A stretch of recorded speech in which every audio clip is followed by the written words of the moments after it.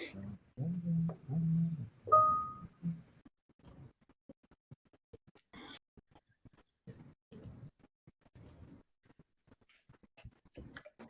going to TV in that one.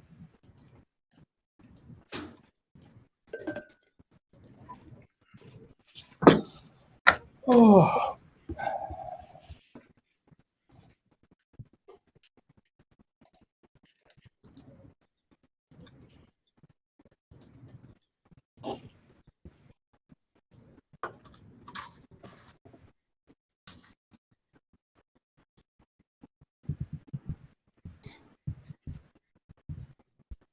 Be back in 2 seconds.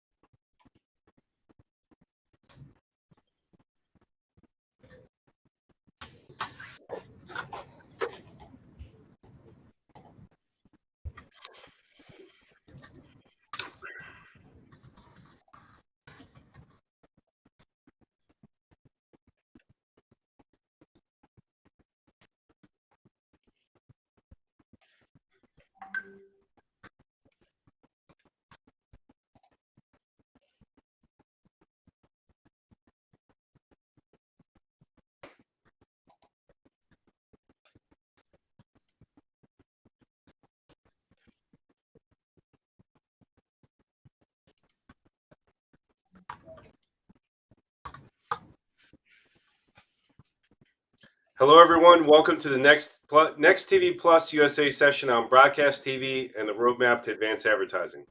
I'm Paul Erickson of Erickson Strategy and Insights, and with me today is a terrific panel to help delve into the challenges, solutions, and opportunities today for advanced advertising presented by this unique time in the TV market, where we have linear broadcast, on-demand streaming, and linear fast streaming all coming together for consumers within an addressable CTV landscape. And so to help us understand how the industry best navigates this time of change and opportunity, we have a very knowledgeable panel with us. And we have with us today Dan Aversano, SVP of Data Analytics and Advanced Advertising at Televisa Univision, Darren Sheriff, VP of Advertising Technology Solutions at Fox Corporation, Michelle Stone, VP of Advanced Advertising Product and Planning at Paramount, and Kevin Wigan, Director of Video Innovation and National Investment at Dentsu Media. Welcome, everybody. Dan, let's start with you. Briefly tell us a bit about yourself and your work at Televisa Univision. Sure, absolutely. So I've been here for about 2 years now, and I was brought in with Donna Speciale and a few others with the goal of starting to stand up an advanced advertising practice here. We have since merged with Televisa, hence the Televisa Univision. My oversight, I really run all of the advanced advertising product teams here. So that's the development of everything from advanced ad formats, targeting, and really everything in between that, addressable enablement, and then all of the ad operations functions here as well. So it's sort of a nice blend of trying to innovate, every other day, and every other day trying to just keep the trains running on time. Thanks, Dan. Darren, how about you in your role at Fox? Sure. So Darren Sheriff, I've been at Fox for 6 years now. My title as Vice President of Advertising Technology Solutions, 3 very generic terms that don't really mean much to somebody, especially in this world. So what I do like to follow up with is I had advanced TV product and operations for Fox. So Fox Corporation, a relatively new company, surprisingly, but that was formed in 2019 after Disney acquired the majority of 21st Century Fox portfolios. So now we're focused on entertainment, sports, and news. We operate a broadcast network, a handful of cable networks, and an AVOD fast channel in Tubi. I lovingly refer to ourselves as the smallest big network in the industry. Thanks, Darren. Michelle, tell us a bit about you and your work at Paramount, please. Yes. Hi. I am the VP of Product and Planning Solutions at Paramount. I've been here for almost 6 years in various capacities, all within advanced advertising. So within my role currently, I lead the product development for Vantage and a few other products that are focused on data and analytics, primarily with new currencies, as well as the Vantage planning, operations, and activation for all deals. Thank you, Michelle. Kevin, last but not least, welcome. Give us a bit about yourself and your work at Dentsu Media. Hi, Kevin Wigand. I help lead up the video innovation group here at Dentsu, and we sit as a centralized body within the Dentsu media agencies to basically provide strategic guidance on all things advanced TV, as well as lead a lot of the partnership discussions here at Dentsu across each of our agencies. And as Dan elegantly said, we do provide innovation throughout this ever-changing landscape, as well as just keeping the train running and keeping the lights on. So a little best of both worlds. Thanks, Kevin. Great to be here with all of you today. As for me, I'm Paul Erickson. I have nearly 2 decades of experience as an industry analyst with MPD, Parts Associates, iGest Market, and Omdia. And I'm the founder and principal of Erickson Strategy and Insights, which is an industry and competitive analysis consultancy that covers media entertainment technology and consumer electronics market. So let's dive right into our discussion. There's a lot of ground to cover, not a lot of time, and we're lucky today to have a lot of expertise on tap for the audience. So let's go right into it. Michelle, Darren, and Dan, all 3 of you in your varying roles are responsible for advanced advertising solutions at your companies. And to kind of set the table for the rest of the discussion by looking at what each company is doing in the market, and to help understand some of the diversity of perspective that we have on tap with the 3 of you here, can each of you give us a brief summary of your advanced advertising offerings and capabilities? Let's start with Michelle. Sure. So Vantage is Paramount's advanced advertising platform. That started about 7 or 8 years ago now as a data-driven linear platform on Viacom. It has expanded greatly since then, and allows us to optimize against advanced audiences across the full Paramount portfolio of linear, addressable, and digital content. Allows us to optimize, guarantee, transact multiple currencies across all of our endpoints. Thanks, Michelle. Darren, how about you? Sure. So at Fox, we've long understood the value of advanced TV offerings. We put together a pretty sizable portfolio, both linear and digital offerings, everything from data-driven linear or optimized linear, whatever you want to call it, linear programmatic, linear addressable, which is new and something that we're pushing to market very soon, digital addressable, and then digital programmatic as well. We're also excited to offer our cross-platform omni-channel solution called One Fox, which we brought to market last year, that we're ever expanding and adding new capabilities that will allow buyers to plan their budgets across every really endpoint that Fox offers content on. Thanks, Darren. And Dan, tell us a bit. Is it bad if I just say ditto? I'll give you more than that. Look, the reality is, I think similar to what Michelle and Darren have put forward in market, television Univision is probably a little bit newer to this game. So when I started here, again, a little less than 2 years ago, we were not playing very deeply in any of those spaces. Very proud to say that today we are. Our advanced advertising capabilities, first and foremost, leverage what I think is a very unique level of engagement that we have with our viewers. We are often considered, the most trusted brand in their households, not just media brand, like any brand. And on top of that, we've built a set of capabilities that leverage both that engagement, but also stretch into what we think of as our core pillars, really around aggregation and precision. So on the aggregation front, there's lots of solutions that help you, what I sort of call put Humpty Dumpty back together again, as people consume our content across more and more endpoints, whether that's CTV, whether that's local, national, radio, digital audio, everything in between that. We have a set of capabilities that try to stretch data and technology across those so that you can re-aggregate those supplies, one simple buy, the ability to control things like reach and frequency on a more dynamic, almost like weekly basis. So there's a set of capabilities focused on that, again, aggregation. And there's a set focused really around precision, which is how do we enable you to put the right ad in front of the right person at the right time? And that's everything from things like DDL or optimized linear, like Darren and Michelle mentioned, and then also things like national addressable enablement, really, again, driving how do we drive as much precision into the ecosystem as possible. Those capabilities often come together, right? We want to drive lots of precision across as much supply as we can and do it in a really, really simple way. And then, of course, leverage that engagement. But there are some other solutions that are more engagement-based solutions and capabilities, things like new advanced ad formats, some branded content capabilities, and a whole host of other things together that are, again, really about the message itself.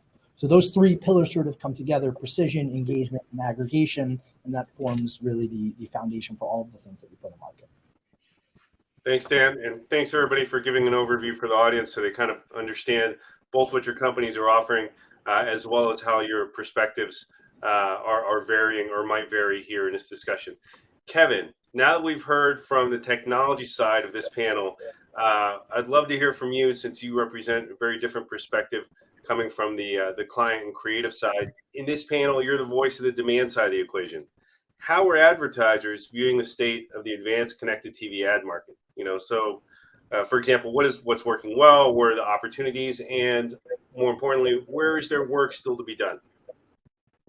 Yeah, absolutely. And I definitely feel thankful to be working alongside the folks on the screen here from the supply side. But I would say I'm pretty thankful to say that we're probably past that inflection point where advanced TV or connected TV is a nice to have, and it's now kind of a must have in terms of investment strategies. So whether that's the growth of AVOD services, SVOD services, some of the new D2C offerings that have hit the marketplace, or the VMVPDs, any of those, I think that our clients know that these must fit into our investment strategies, and our planning tools have kind of reflected that. So I think that we've worked very well with the supply side to find cross-channel approaches to investment strategies. So whether that's a portion of linear dollars shifting to digital, so on and so forth, I think that's been working well, and I think we're at a point of familiarity and like comfort there. In terms of where I think there's work to be done, as more and more addressability starts shifting into the marketplace and more clients start relying on their first party or third party data sets, I think really finding interoperability between some of the networks, as well as really starting to really do some data syncing with some of the networks, finding untapped yield across the supply side, as well as really starting to tap into some of our own programmatic platforms and finding interoperability with the supply side. I know that's kind of a lot I just threw at you, but that's kind of where we see some opportunities in the space that we can further grow on in the next few years. Thanks, Kevin. Very helpful. We just covered the demand side and the supply side. Let's change perspectives. We're going to change perspective here to thinking about the broadcast side of the equation. And Michelle, Darren, and Dan, between yourselves and your companies, each of you has broadcast in your portfolio.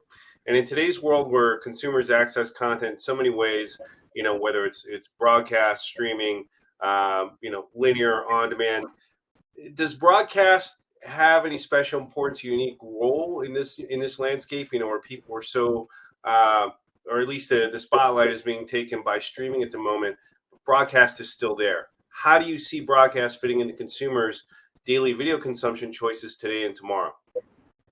Michelle, you want to start on this one, maybe? Yeah, absolutely.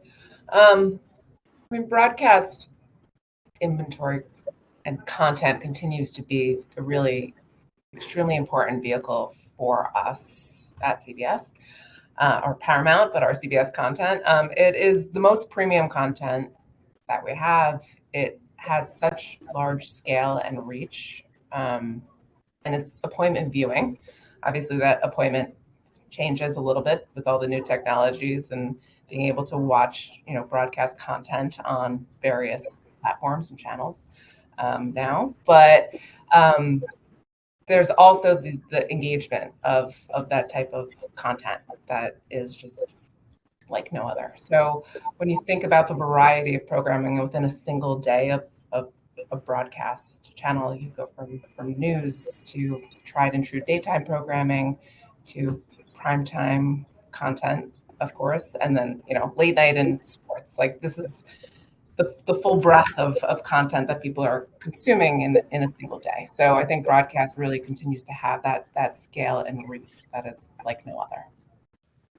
Thanks, Michelle. Darren, what do you see the picture looking like for broadcast and consumers' daily choices? Yeah, so I think, look, broadcast brings scale to the mix, as we all know, right? No matter what you've heard, TV is not dead. As Michelle said, sure, appointment viewing may not be as big of a thing as it was before, but that's why at Fox, we've doubled down on assets that have to be watched in real time, like news and your favorite sports leagues. Fox is the official broadcaster of the World Cup. We were chatting about this before the panel started, and everyone on this panel was watching the World Cup at some point. So I hope you all continue watching, even though the U.S. team made an early exit there. But we also carry NFL games, MLB games, college football games across both our broadcast and cable networks. And like we said, that's where the appointment viewing is. You cannot miss the game and then try and catch up on a replay or your DVR later on. It's just not the same. And then at the same time, on our news side, the Fox News customer base, very loyal base, they tune in and they are always tuned in, right? So basically, we double down on these assets that need to be watched in real time. And that's what you'll get from broadcast with the scale that we're all looking for. And I think this all leads into our efforts for linear addressable and continuing to push that and bringing some of the digital capabilities and the targeting capabilities and precision, as Dan was calling it, into that broadcast network. But it's a little different from the cable side, and it has to be treated as such. So it is a much larger animal to crack with some of the new technologies. But we're actively working on it and continuing with that investment. Thanks, Darren. Dan, from the Univision side, perhaps different perspective here. How do you see broadcast fitting into your constituency's daily video consumption habits? Yeah, I mean, look, we still have, so our consumers, much like I think those of Paramount and Fox, want to consume content in various ways. And we I usually think about the world in two splits. There's content that you want to consume live, and there's content that does not necessarily need to be consumed live or you don't necessarily want to consume live. And I think that's fine. I think that where we sort of get tripped up is we're still talking about broadcast as this traditional linear bucket. And that's not really the case, right? All of the broadcast assets that we're all talking about can be consumed on digital endpoints with dynamic ad insertion in many places, right? Mm-hmm. So this idea of TV and digital, to me, no longer makes sense. And I think we got to just stop talking about it that way. Like, the reality is there's premium content and there's premium content that should be viewed live, premium content that isn't always viewed live. And I think that's fine. So the way that we think about it is, look, we want to put content where consumers want to consume it, period. Mm-hmm. And we want to make those environments as engaging and as easy to access as humanly possible. And then as it relates to the ad ecosystem that exists in them, I come back to sort of those pillars that we talk about, aggregation and precision, right? Every single place where we have consumption, we want advertisers to be able to leverage precision, whether that's in a over-the-air linear viewed environment, right? We want dynamic ad insertion and addressability. The same as I wanted if somebody's live streaming, one of our networks through the YouNow app in a TVE app, or if somebody's watching it on the VIX platform and they're watching a big tentpole soccer event. So for us, it's the nomenclature, I think, is part of the challenge. But bottom line is, look, we're meeting our consumers where they want us to meet them, and we live and breathe and die based on premium programming that they love to watch, brands that they love, IP and talent that they love. I think that's the most important part. And then look, the technology part that Dan brought up is really important because that's where I think broadcast still has some challenges, right? This is where you get into things like SCSI triggers and 224 and type 6 signaling and all the things that broadcast engineers have to live with day in and day out. That's where it is different, and that's where maybe the nomenclature makes sense. But 99% of the time when we're talking about broadcast, we really shouldn't be. We should talk about live versus non-live, because as far as I'm concerned, everything is some mix of hybrid at this point. I mean, Dan, I'll just jump in there. We're the only ones that denote it that way, right? If you talk to any of the general public, 100%. They wouldn't know what in the world you're talking about. My kids don't know what broadcast is. Yep, but they watch it. They just don't know that it's that. Yep, exactly. Yeah, they just know that it's not on demand, right? Yeah, they know that it's the question that I get from my kids is this live? I'm like, yeah, it's live. Right? They don't know if we got there through a cable box, a digital antenna, through an app, right? they don't know and they don't necessarily care. I will tell you where they start to notice is things like ad loads, relevant ads, right? All the things that we're trying to do to create a better ad experience, they pick that up on right away. If they're watching something that they ask, is this live? And there's a 14-minute ad load, yeah, they're not happy about that. And that's the only thing they differentiate is why are there so many ads? Shouldn't there just be 3 or 4? Yep. Interesting. Thanks. I think, Kevin, I'm going to tap you again for kind of the different perspective you bring here. From the client and demand side, and when we think about broadcast, what role does broadcast play in this fragmented landscape today where, it's only one of many, many options that the consumer has to consume from. And, it's only, it used to be, if we think about, and I think those of us here in the panel are old enough to remember, decades back, when broadcast was it, that was TV. That was all the choice you had. And now it's one amongst many choices that may include a Netflix, HBO Max, a specialty service, what have you, hundreds of choices. What role does broadcast play in this fragmented ecosystem in the eyes of the advertisers? Yeah, definitely just going off of what Dan said. And I'll quote Mike Law, who leads up Cara, one of our agencies, is that we like to buy TV like we watch TV, and it sounds simple. Obviously, there's a lot more that goes on behind the scenes, but what we've done is we've built cross-channel forecasting into a lot of our planning tools, and a lot of that still constitutes broadcast TV. However, we're going to classify broadcast TV, whether it's your prime on linear, your sports, news, late night, or if we want to call broadcast TV now, whether it be appointment viewing on a D2C or a streaming service.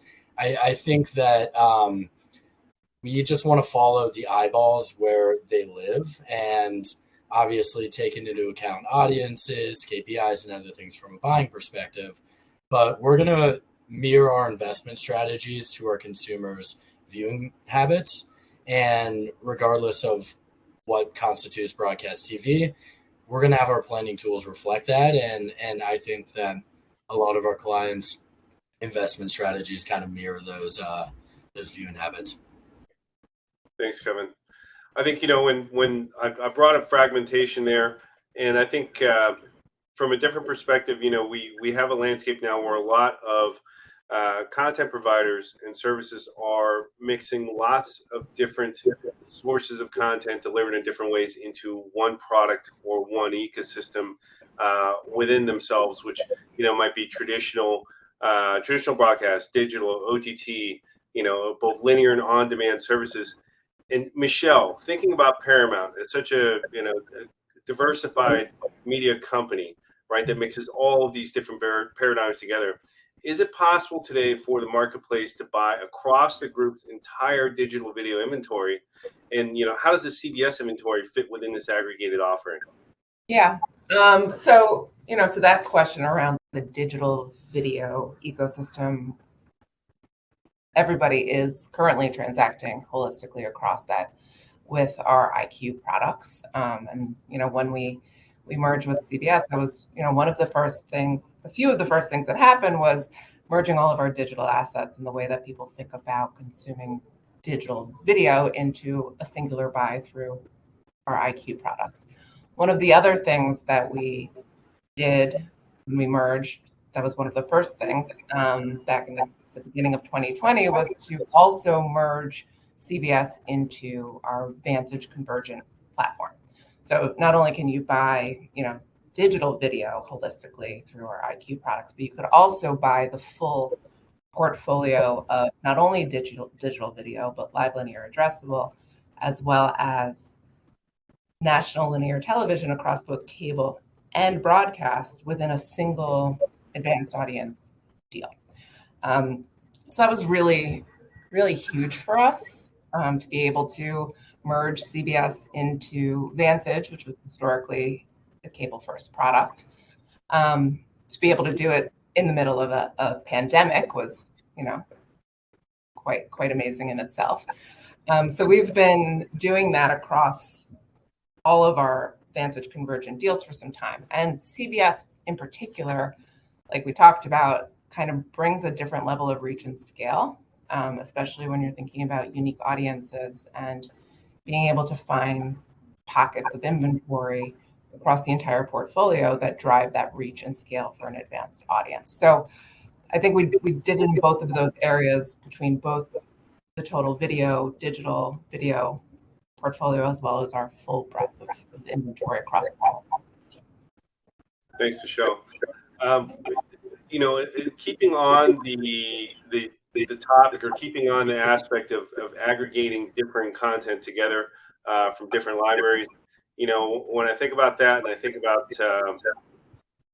a lot of my friends back in Miami where I grew up, I have to think about Televisa, and I think about Univision, and for that new merged company, Dan, want to tap you for this one. How much inventory integration have you already achieved there at the company, and or are you planning to really between merging together the traditional Univision linear and digital offerings and merging together some of the fixed streaming OTT service offerings that have been launched following the merger with Televisa?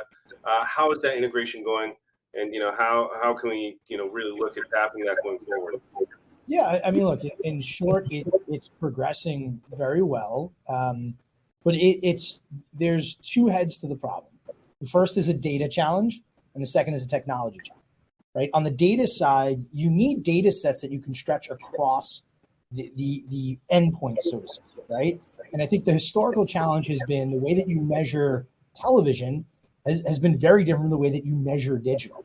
And then when you mix in the concept of identity, which has not existed in those endpoints, right? Digital grew up using anonymous cookies and anonymous IDs. And in TV, we grew up with effectively anonymous panels, right? As I think the data that's available for both those endpoints is evolving. And now you have larger data sets that are tied to identity. Now you can start to solve the data problem a little bit, right? And I think our problem at Television Univision slightly more complicated in the sense that, look, our audience is 20% of the US population. You go out and ask any major DMP out there what percent of your IDs you classify as Hispanic, you'll be horrified at what you hear back. Those numbers are going to be 5%, 7%. I think the best we saw was 9%. Okay, it's 20% of the population, but 9% of the IDs, and at best, in a third-party data set, are labeled as Hispanic. So there's a data quality issue that we had to solve for. We did that by over the last year and a half constructing what we now feel is the world's largest and most representative Hispanic household ID graph. So now we do have an identity scheme that is accurate, that has very large coverage, 95% coverage of US Hispanics, highly accurate to do that. However, you still have a technology issue, right? The technology issue is in your non-DAI enabled endpoints or non-digital endpoints like your linear cable and linear television, even pieces of VOD still, you're actually not, it is still this multicast model where you're putting one ad in front of whoever happens to show up. Where in digital, I can proactively put the ad in front of an ID, right, that I've identified. So how do you bridge those pieces? That's where we think there's an interesting opportunity, both for addressable enablement, right, which turns linear into digital, and also for analytics, right? We think there's ways where you can lay in your linear base. We started doing this last year. You lay in your linear base, and you can actually forecast who's seeing what in TV ahead of time, and then dynamically target in all of your digital endpoints. And that's a mechanism where you can start to solve for some of the technology gaps. Because at the end of the day, what we don't want to have happen is we don't want to regress, right, and start doing things, like ascribing demographics to digital campaigns after the fact, like digital ad ratings does, right? That turns digital into TV. That's no bueno, right? Or we don't want to just ignore RNF altogether and just assume that, the people consuming CTV must be different than the people watching linear. That's not the case. What we find is people tend to watch everything, right? Sure, there's some that only watch one or the other, but that's becoming more and more rare, right? So again, the idea that we need to use better analytics to better control for RNF on a more discrete basis. So again, I think we've solved the data piece by and large, and we're acting on that now. And I think through some really smart analytics and a couple of great partners we have, we're starting to solve for that technology gap. Thanks, Dan. And I mean, and that's a valuable takeaway, really, that if you want to achieve precision, you have to have the quality of the data first. 100%. Yeah. So, Darren and Michelle, let's look at this from a different angle. If we think about a national addressable offer, what steps does a broadcaster like a Fox or CBS need to take to enable that? And does that mean establishing separate partnerships with every single MVPD, and CTV vendor that distributes your content? And what capabilities do you then have to provide measurement data back to your advertiser? Darren, why don't you take this one first? Sure. So I would say that the short answer is yes. You did have to strike individual deals with each individual distributor, and that was a pain, as you can imagine. Negotiating with one versus the other, pricing may be different. How you bring that all back to basically come up with your pricing premiums for your buyers, just made things complicated. There are entities like Canoe now that are bringing some of the MVPDs together. So that makes things that much easier, minimizes a burden of me having to strike those individual relationships. And more importantly for me, aligning the technical architecture into one common framework. So that way my engineering team doesn't hate me every time I call them and say, hey, look, I have a new endpoint I want you, or distributor I want you guys to integrate with. And by the way, their technology is completely different from everything we did for everyone else. Now, I also don't want to make it sound like it's easy. There's still sort of multiple parties that need to be corralled together. I think for the CTV vendors, the OEMs, there's still a lot of fragmentation there. Some of them have spent the time and effort and resources to really dive into, building out a framework but others are kind of waiting to see sort of where this all plays out, where the market plays out, and if there's actually a viable market there, which we're all on this panel here, I'm sure we all do think that there is. So I'm also saying, though, that it would be great, ideally, if those OEM vendors were able to collaborate and once again, reduce the friction for broadcaster or cable company like us, or even some of the smaller ones to get into linear addressable. And as Dan said, that is bringing all the capabilities of, well, not all, but the majority of the capabilities of digital and the precision and the targeting and measurement into the linear world. And like we said, from an average consumer standpoint, they don't know the difference. So the more that we can bring those two together, the better. Now, on the measurement standpoint, completely another animal. I'm not going to get into the all currency discussion here. But so far, our buyers have been happy with the reporting that we've given from our digital ad server for linear addressable deals to them. Over time, that'll become more robust, more integrated with our digital, our overall sort of digital reporting. So they're seeing sort of one comprehensive report on their overall buy, regardless if it ran on digital or linear, and we're working to make that happen. Once again, it is reducing the friction of all of this stuff for advertisers to come in and easily buy. Yeah, and sorry, you brought up Canoe, but before Michelle jumps in, I think Canoe is a great example of how you can help build standards. And also a very big shout out and congratulations to David Porter, new interim CEO of Canoe. I'm excited for what that means. I think we'll see a lot of progress there. Absolutely. Thanks, Dan, and thanks, Darren. I think you brought up one interesting aspect, at least from my angle, covering the CE industry for so long, is that each of these connected TV vendors, the OEMs, they now see measurement, advertising as a huge revenue engine for them, going forward. When you think about, at least in their mind, their idea of the TV business that they're in, right? They're no longer selling boxes. So it is going to be challenging to find a way for them to collaborate with each other on something that might be, right, but it's in everyone's interest too. So yeah. So we'll see. Hopefully somebody is able to corral them together. Michelle, from the Paramount perspective, what steps does the Paramount have to take, or do you see broadcasters taking to enable national offer? Well, I think there's a lot to unpack in that single question between enablement and measurement and all of that. I guess the first question is, defining addressable, which is the age-old question that we all try to tackle. Addressable enablement, when you think about CTV versus VOD versus live addressable, are all very, very different processes. And then when you think about, your owned and operated platforms like a Paramount Plus versus, an MVPD, all of that has a very different specifically for enablement, for measurement, for operational capabilities that are all, nuanced within themselves. If we think about like live addressable specifically, the enablement within live addressable, that has its own sets of challenges. First, from a publisher perspective, similar to what Darren mentioned, you have to basically quantify the value of addressable enablement within the different networks, whether it be cable or broadcast, across different MVPDs, and to determine if that's, the path that makes the most sense from a business perspective. So I think that's like step one is addressable enablement within live addressable and figuring out the value within that, which, at Paramount, we have doubled down on that value within live addressable and effectiveness there.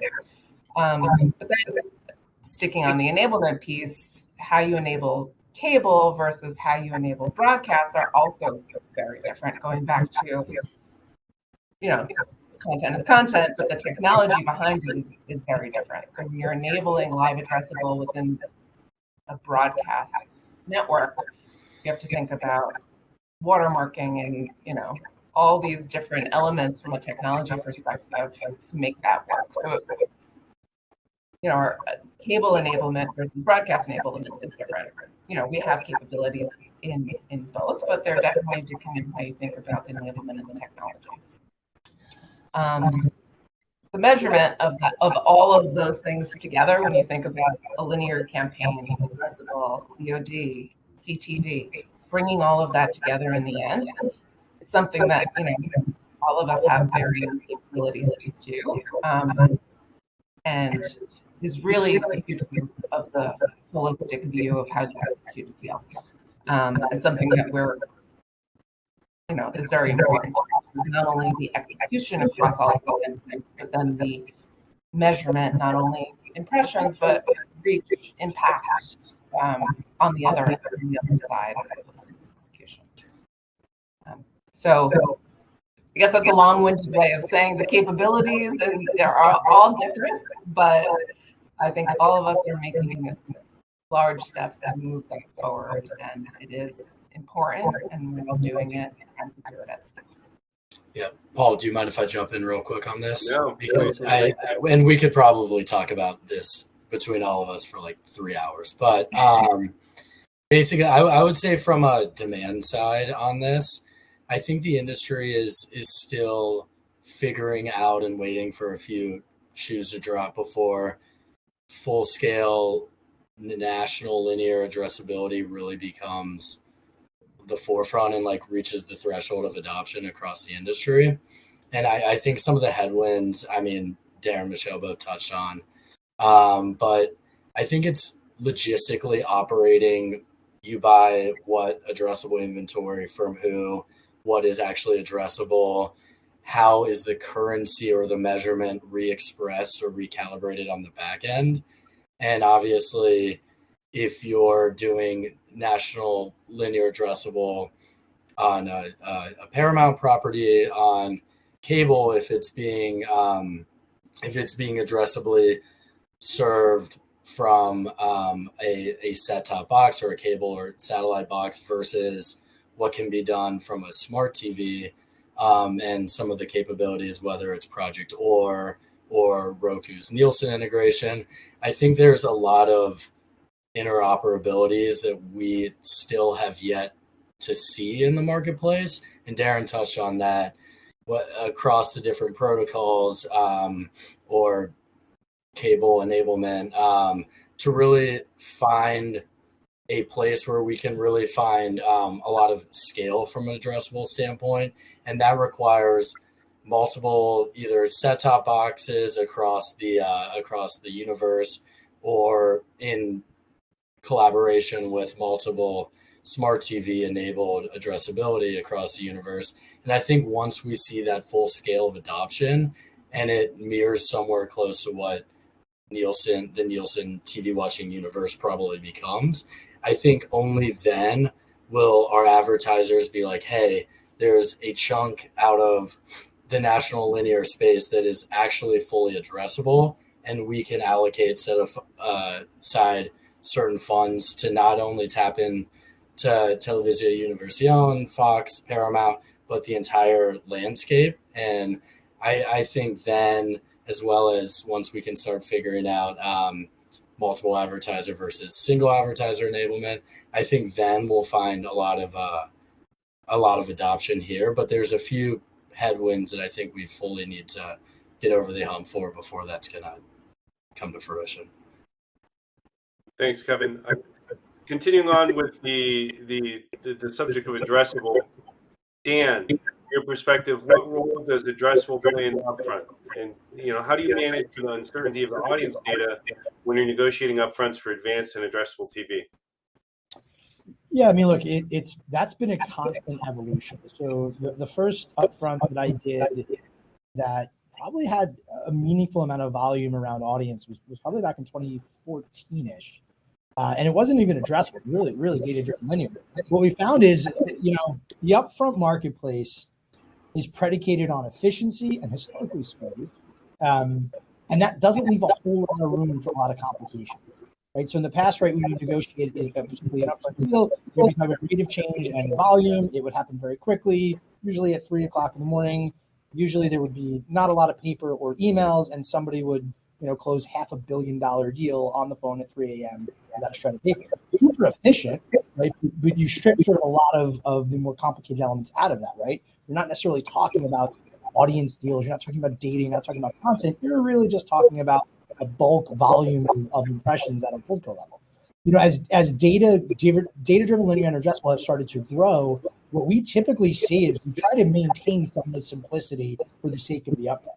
So there's a little bit more pre-work that's needed, right? So starting in the February in the pre-planning cycle, there are lots of pre-planning meetings that you're having to talk about what those data-driven capabilities are, whether that's DDL, whether that's cross-platform audience deals, whether that's addressable. And you start to plant the seeds around, how to actually do business on this. But then when it comes to the upfront, usually you're still doing something very similar. You're committing a bulk of money to be transacted in that way. And you can't define your segments in that time, right? You can't even decide all of the specifics of the deal. So what ends up happening is you kind of commit the bulk of money that gets rounded out in the bulk of the deal. And then as it comes quarter by quarter, that's when you get into the nitty gritty, building your segments and executing your deals.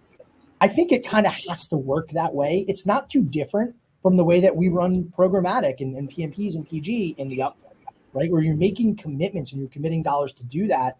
And you're doing that, one, because remember, this is still a supply-constrained marketplace, right? Premium video will always be, to some extent, supply-constrained, right? Now, we could debate whether that ever changes. I personally don't think it does. And I think there are only so many hours in a day and so many, premium hours that people are going to consume. And you're always going to have, I think, more demand than you have that supply. So in a very efficient marketplace like that, I think is always needed. Now, I will, look, programmatic, you're going to see transact bigger in scatter and bigger in a more dynamic way. And I think that will continue. But, look, I personally think the upfront, it's here to stay. I think there are ways to do data-driven and addressable in the upfront. I think you need to sacrifice some of the details at that moment and kind of kick that can down the road a little bit. But it works. It's efficient. It's effective. Like I said, 2015, probably the first year we did that a lot of bulk. That was back when I was at Turner and Warner Media, and we continue to do that today here at Televisa Univision. Thanks, Dan. We're going to run short on time here, so real quick, I want to cover one last thing, and I think Darren, you're probably the last person that we're going to get to talk to before we run out of time here. Darren, addressable. And targeted ads are not just for niche audience targeting, but they can also be used to extend your reach, to manage frequency, and to really go after creative versioning. And are you seeing excuse me, too much caffeine this morning? Are you seeing interest in some of these alternative use cases, and where's that interest coming from? Gotcha. So I'll go through this fairly quickly, knowing we're running out of time. So number one, we've seen great success with creative linear ad versioning. That's been an easy sell to some of our linear buyers. As they are running their standard linear campaign, we give them the option to rotate the creative, once again, taking some of the digital capabilities that the digital world has had forever, but offering that to linear. So think of an automotive getting to show different models based on the household who's actually watching the creative. So that's been great for us. I would then go back to some of those use cases you're talking about. That's where our cross-platform One Fox offering comes in. We're seeing linear teams looking to take advantage of digital addressable there and be able to target the non-exposed folks from the linear side on the digital side to make sure that they still capture them there over there. And whether these are cord cutters or cord neverers, I've always had trouble with that word. But then on the other side, we see the digital side now get the opportunity to advertise in the broad scale that broadcast brings through our linear addressable piece and being able to offer some of their some of their digital creative that was only running there now into a linear environment as well. So we're definitely seeing the benefit of cross-platform, the reach extension, and then frequency management as a whole brings this all together. You want to make sure you're not hitting the same person too many times on both environments, however they watch. Thanks, Darren.